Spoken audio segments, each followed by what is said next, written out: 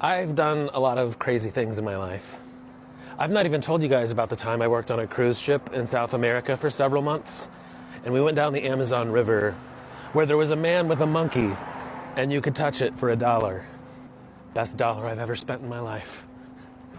One time I moved to Chicago to live in a Christian commune. That didn't last very long. But the time I want to tell you about is the era of my life right before this one. I was about to turn 40, and I was so tired of being broke. I had spent all of my life up to that point trying to do something in the performing arts. So I played in bands, I went to school to be an actor, I did a lot of regional theater, and I was tired of struggling. And I was like, I'm about to turn 40, I've got to do something different. So I found a day job, a 9-to-5 with health insurance and a steady salary, and I had never had that before. And for a minute, it was really good. Just having like steady money, not having to worry about like where this month's paycheck was going to come from. It's exactly what I needed for a minute. And then little by little, year after year, I experienced the cliche, like midlife crisis, feeling trapped.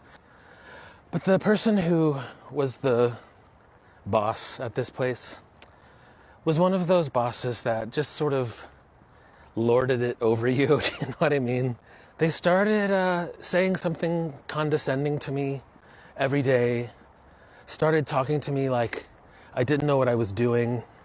It was really, really demeaning.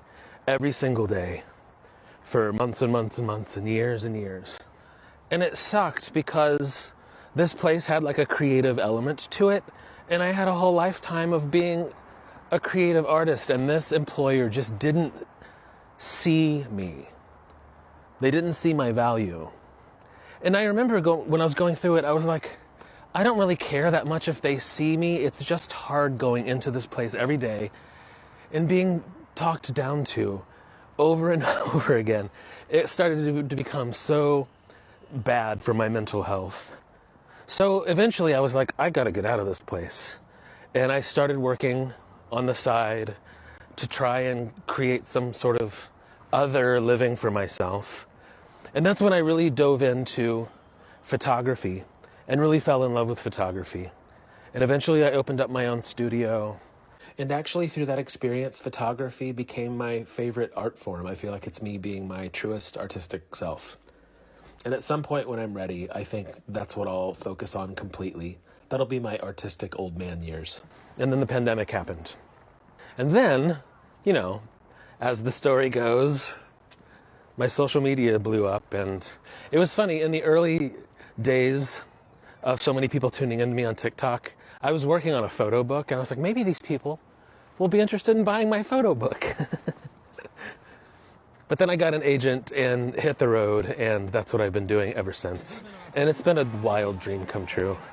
But I think about those years before this era where I felt bad about myself and felt trapped and had just become a middle-aged guy stuck in a job he didn't like.